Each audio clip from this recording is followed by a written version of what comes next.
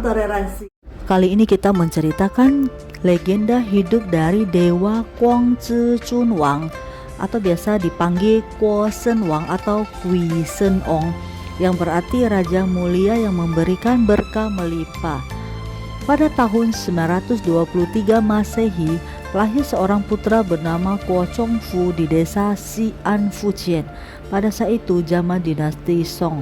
Semasa kehamilan dan kelahirannya, seluruh ruangan berbau harum. Hal tersebut dikarenakan anak tersebut lahir sebagai calon dewa. Pada usia 7 tahun, ayahnya meninggal. Tapi karena kemiskinan tidak ada biaya untuk pemakaman. Lantas abu jenazah disimpan dan berharap suatu hari ada dana cukup baru menguburkan ayahnya. Walaupun sudah bekerja selama 3 tahun sebagai penggembala domba, tuannya yang bernama Tuan Yang adalah seorang yang kikir.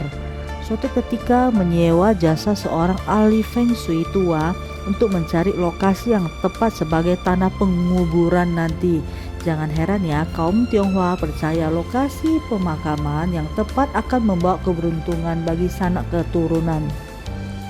Karena kelakuan tuannya kepada ahli Feng Shui yang tidak baik, pada tahun ketiga baru menemukan lokasi yang bagus. Tetapi mengingat tindak tanduk tuan yang menista ahli Feng Shui pun menjadi ragu untuk menyelesaikan tugasnya dengan tidak memberitahu lokasi yang bagus kepada Tuan Yang dan meniat memberikan tanah berlokasi bagus untuk pemakaman ayah Chong Fu.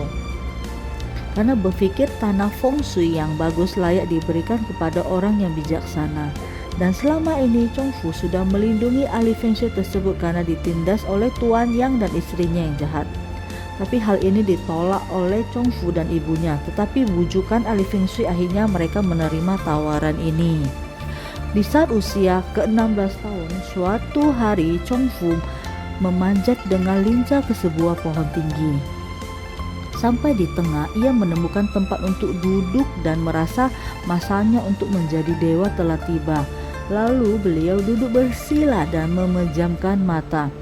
Penampilannya seperti dewa yang sedang bermeditasi. Lalu Chong Fu meminta kawan-kawannya untuk memanggil ibunya. Setelah tiba di tempat ibundanya, mendapati tubuhnya sudah kaku seperti patung. Wajahnya memerah dan matanya menerawang. Lalu ibunya sambil menangis menarik sebelah kakinya sambil berkata, "Chong Fu, bukalah matamu lebar-lebar sehingga kamu dapat melihat jauh. Kalau kamu sudah menjadi dewa, maka tolonglah segera orang-orang yang sengsara dan menderita."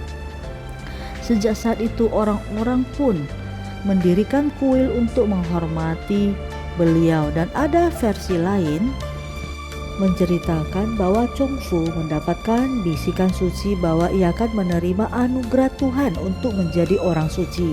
Kemudian hal ini beliau ceritakan kepada ibundanya dan kemudian beliau membereskan dan membersihkan diri, lalu masuk ke kamar untuk bersemedi.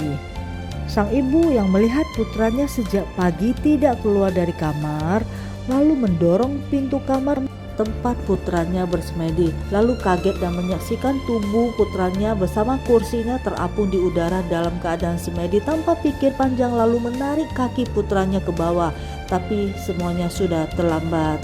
Sejak saat itu penduduk pun